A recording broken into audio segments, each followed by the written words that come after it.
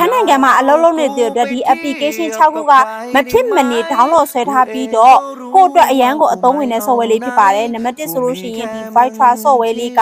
ဘာသာပြန် software လေးပါကိုပြောချင်တဲ့အရာလေးကိုမြန်မာလိုအတန်နဲ့ပြောပြီးထိုင်းလို့ထွက်လာပါတယ်နောက်တစ်ခုကကျတော့ဒီ True Money ကငွေလွဲလေတဲ့နေရာမှာအသုံးပြုတဲ့အတွက်ကိုလည်းမဖြစ်မနေရှိထားသင့်ပါတယ်မြန်မာမှာလည်းသုံးတယ် True Money ကနောက်တစ်ခုကဒီ VIS ဆိုတဲ့ဟာလေးကတော့ line က bus ကားတွေကိုသွားချင်တဲ့နေရာဘယ်နေရာနဲ့ဘယ်နေရာမှာဘယ်ကား line ကနံပါတ်တွေရှိတယ်ဘယ်ကား line ကနံပါတ်တွေရောက်တယ်ဆိုတဲ့ဟာလေးကိုပြထားတဲ့ application လေးဖြစ်ပါတယ်နောက်တစ်ခုကတော့ဒီ VOLT ဆိုတာကတော့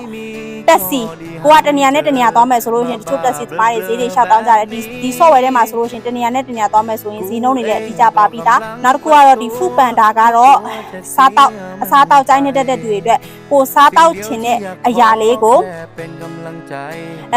ဝယ်ယူပြီးတော့ကိုအိမ်ထိလည်းပို့ပေးတယ်စိုင်တွေလည်းဘယ်မှာရှိလဲဆိုလည်းပြသပေးတယ်အစားတောက် software လေးဖြစ်ပါတယ်နောက်တစ်ခုကတော့လင်းလက်မှတ်ကိုကမြန်မာနိုင်ငံပြန်มาပဲဖြစ်လာမှာပဲဖြစ်နော်ဒီလက်မှတ် flight ကဘယ်နေ့ flight က